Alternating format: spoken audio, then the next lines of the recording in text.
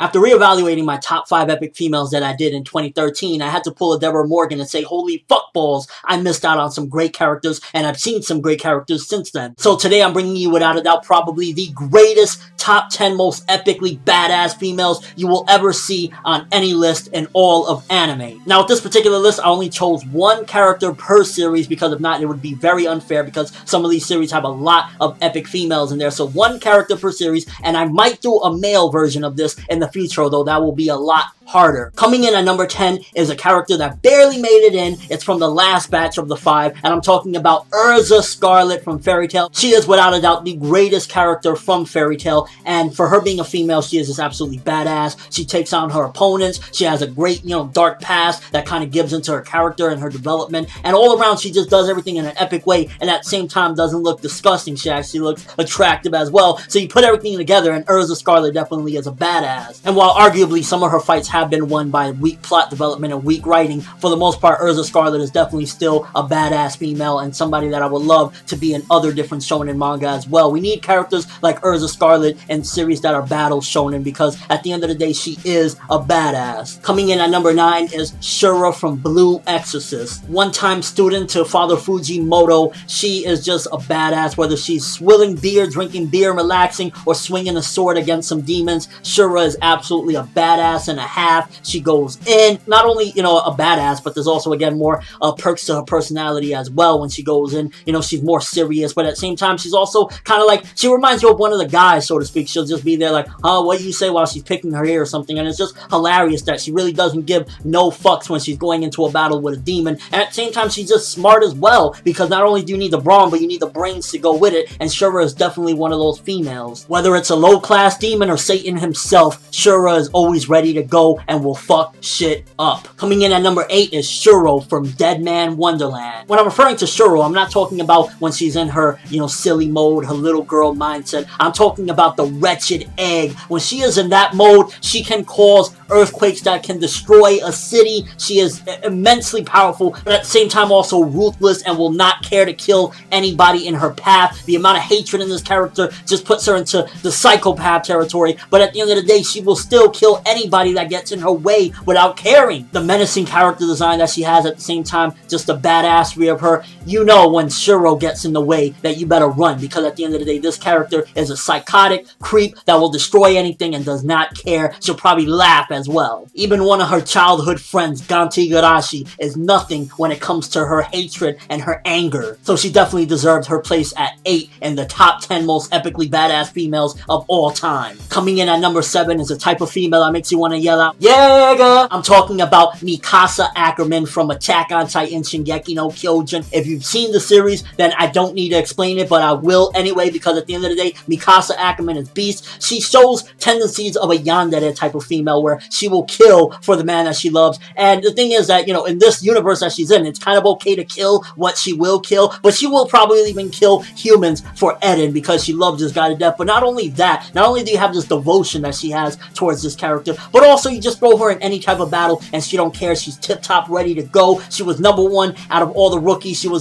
just the crazy strongest. But then you throw her against actual Titan itself, the female Titan with brains, and she's still going in, still trying to kick ass. And overall, Mikasa Ackerman, you throw her in any situation, not only does she come out on top, but she comes out in a badass way. I love the yandere tendencies, and just overall, she's a badass female for such a young age as well. They are the prey and we are the hunters. Coming in at number 6 is Sir Integra Fairbrook Wingate's Hellsing. If anyone's seen Black Lagoon, then she's very similar to Balalaika from there. Probably a little less menacing in certain aspects, but when you push this woman to her limits, she does not care. She will kill whether human, vampire, demon, whatever the case may be. She does not care. She will push forward. She'll have Alucard go in and destroy them, but don't play, because if you come against her, she will fuck you up too. If you've seen her past, not only an epic character, but is also a tragic character as well. And just overall, like, there's a reason why Alucard will listen to her, because at the end of the day, she's a fucking beast, and as the series progresses, you see her go even more darker, and you see more of her reasoning, and just overall, this character is just like, she's not the most strongest, she's not the one that you're gonna throw in the front lines to fight your battles, but at the end of the day, she is a ruthless person, and as a commander, she just commands utmost respect, and will make you listen to her regardless of what, because of her attitude, this aura, this vibe, because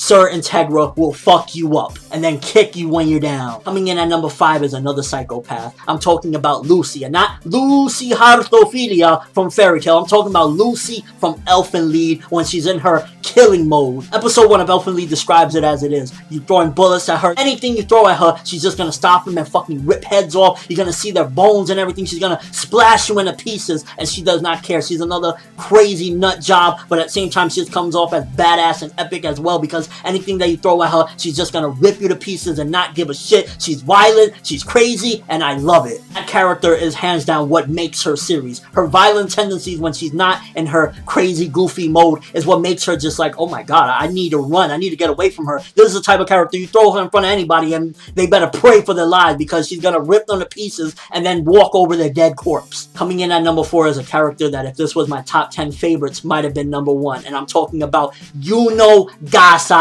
from Future Diary. Hands down, the queen of yandere. Yuno Gasai is probably one of the most intricate characters you can get. When it comes to her love, she puts in 250% effort and does not care when it comes to the man that she adores, whether it's passing him toilet paper when he's taking a shit or whether it's chopping people to bits. She will fuck you up, and there's a reason why she is claimed as the queen of yandere, because she is just so violent. She, you know, she does not care, but at the same time, she also has this lovable personality as well, where you'll just be like, whoa, how can she just be this lovable, this adorable, and then all of a sudden just cut someone's freaking neck off? Even if your damn parents is getting in her way from stopping you from having a relationship with her, she will kill them too. It's like, this character, Yuno Gasai, is hands down probably one of my favorites, but as far as epicness goes, she's definitely up there as one of the most epic, because she's gonna try her damnedest and fight with nothing but a freaking butcher knife. And the crazy thing is, the character's only like 16 years old and she's still going in, and at a certain point she's only 14 years old and she's still a psychotic nut because of traumas in her past. One can only sit and admire the greatness and scariness of Yuno Gasai. Now we're getting to the nitty-gritty.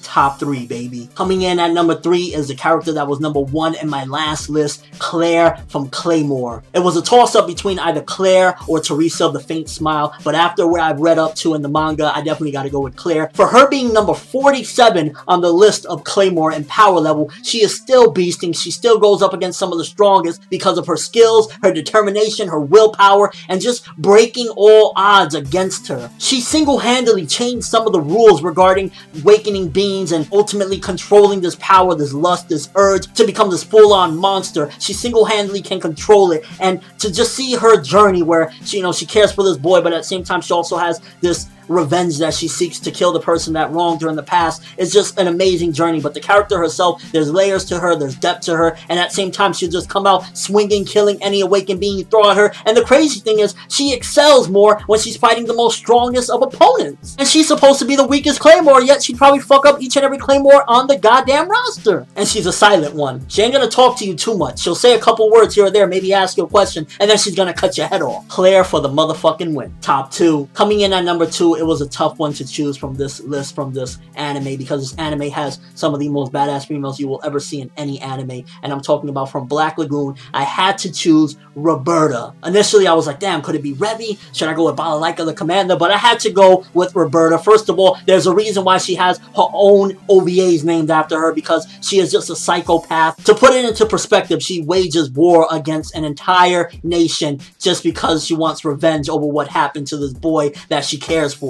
Losing ligaments, bombs, guns, killing left and right. This character had an entire war waged against her, and she still went in and still at the end came out alive. And no offense to Revy and Balalaika, because they're two of the most epic females I've seen as well, but I just had to go with Roberta, because between all the action she went through, surviving a war that she waged against a nation by herself, and just the epicness of her. She's a psychopath, but at the same time she has common sense, and she's the most badass bitch you'll ever see in any anime in a maid outfit. Number 1.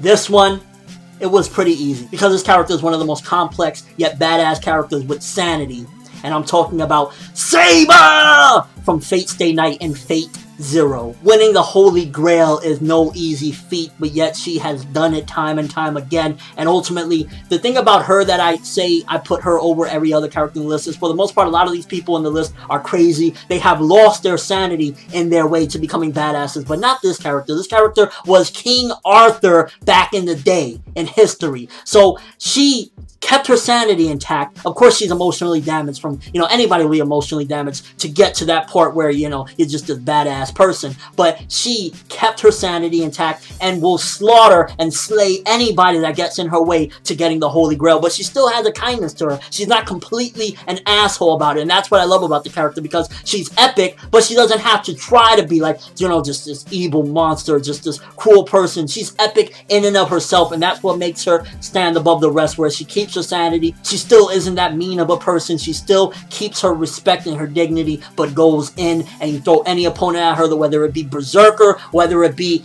anybody, Archer, and she's gonna fuck your shit up and do it with class, style, zeal, and you will love her. And there you have it, folks. That is the top 10 most epic females in anime. I put a lot of time and effort into this list. I hope you guys enjoyed. I don't think you will find a more epic list of females in anime than this list that I provided for you guys. Let me know what you guys think. Do you think you have a better list than mine? Do you think I missed out on some characters from different series? Again, one character per series was chosen for this list, because if not, I would have had Revi, Balalaika, Roberta. I would have had many different characters from one series in this list, so I wanted to try to condense it down, get a little bit more of a variety in there. Do you agree with it though? Any character I should have took off the list, any character I should have added on, and just your overall thoughts of epic females in anime? I definitely say they need to be celebrated, because we don't get many of them, and when we do, we need to appreciate them. But that's all I have for this video. Thanks for watching. Hope you enjoyed. Thumbs up for badass epic females, because I love them, you love them, and they're just awesome. ForneverWorld, and as always, people, have an awesome day.